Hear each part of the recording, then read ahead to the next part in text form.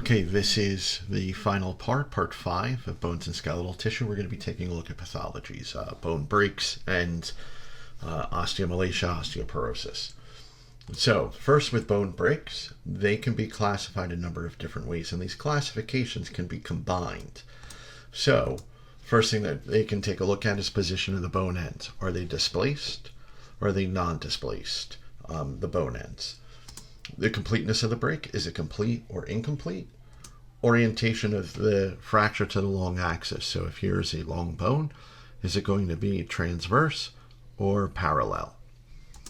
And whether or not the bone ends penetrate the skin. Either they do or they don't. So based on these, we're then going to kind of take a look at displaced, non-displaced, complete, incomplete, transverse, and so on and so forth.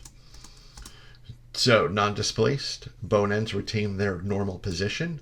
Displaced, I don't have anything, but they do not. Students tend to get these two confused. Complete, bone is broken all the way through. Incomplete, it is not. Linear, that's going back to the orientation, is going to be parallel. Right, here's the bone, the long end. Linear is going to be parallel. Transverse is going to be perpendicular. Compound is where, or open, they penetrate the skin. Simple or closed is where they do not. Okay, and this is of particular importance because of the vascularization, so that if the bone ends penetrate the skin, there's a much greater risk of having sepsis or at the very least a infection. So again, we can combine these. You can have a transverse compound fracture, so just keep that in mind. There are also individual breaks that are given special names. So a comminuted is where it fragments into 3 or more pieces. Spiral is when the bone breaks because it's been excessively twisted, commonly seen in sports. Depressed, the broken bone is pressed in towards the skull. Compression is where it is crushed. In a few slides, I'm going to have some images of them. I'm going to go through them kind of quickly. Might not be a bad idea, though, to kind of pause it and take a look just to make sure that these different types of fractures make sense.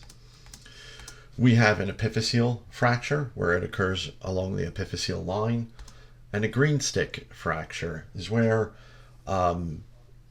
typically seen in young individuals, the bone bends, so it can be fractured at one end, but it'll bend on the other. Kind of like if you take a green stick, if it's dead, it'll just snap, but a green stick, you can break it at one end, and at the other end, it won't break. Okay.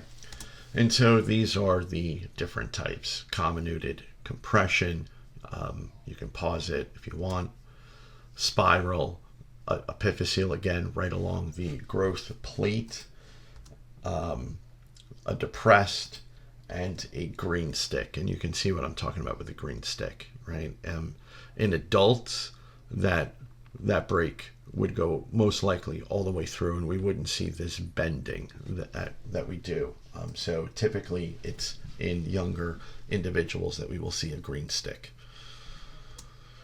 All right, homeostatic imbalances. We have osteomalacia, where the bones are inadequately mineralized, so the bones are weak, and there can be pain. And this is caused by not enough calcium in the diet or by vitamin D deficiency. So take a look at these, right? Not so much this one, but this one and this one. So now we're just going to go take a look at rickets, inadequately mineralized, causing softened, weakened bones, caused by insufficient calcium in the diet or vitamin D deficiency. The only difference is adults versus children. And in nutrition, there are actually many different diseases or pathologies where in the adult it's given one name, in the child it's given another, because typically in the child the consequences are more severe because of the growth that is taking place. So bowed legs and deformities of the pelvis is what we'll see, because since they're softened, the weight, and while they're growing, they will start to bow. So typically what they'll do is they'll re-break these legs, put them in braces. For a while, rickets in children, at least in industrialized nations, used to be associated with child abuse. But now what we're starting to see is that rickets is kind of making a comeback, particularly in urban areas. And what we see that kids are staying inside. It could be because of social media or video games, and they're also not drinking as much milk as they used to, preferring soft drinks. So that's kind of an FYI. Osteoporosis, and this is just a whole group of diseases in which the osteoclast activity is outpacing the osteoblast activity. Spongy bone of the spine is typically the most vulnerable, and it occurs most often in postmenopausal women, and that's because of the loss of estrogen. Estrogen is thought to favor osteoblast activity, and in severe cases, sneezing or just a large step can cause fractures. So what I want to do is I briefly want to talk about treatment of osteoporosis, going back to those two control loops, and that was the hormonal mechanism in Wolff's Law. So the treatment is you want to add calcium and vitamin D supplements, and you want to gradually and slowly increase weight-bearing exercise.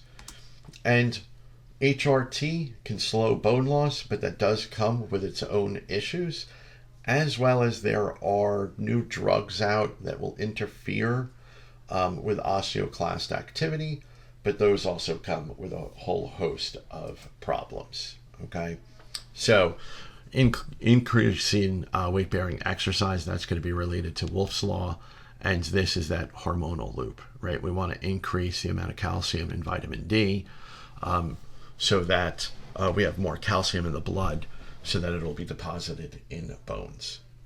And that's the end of the skeletal system.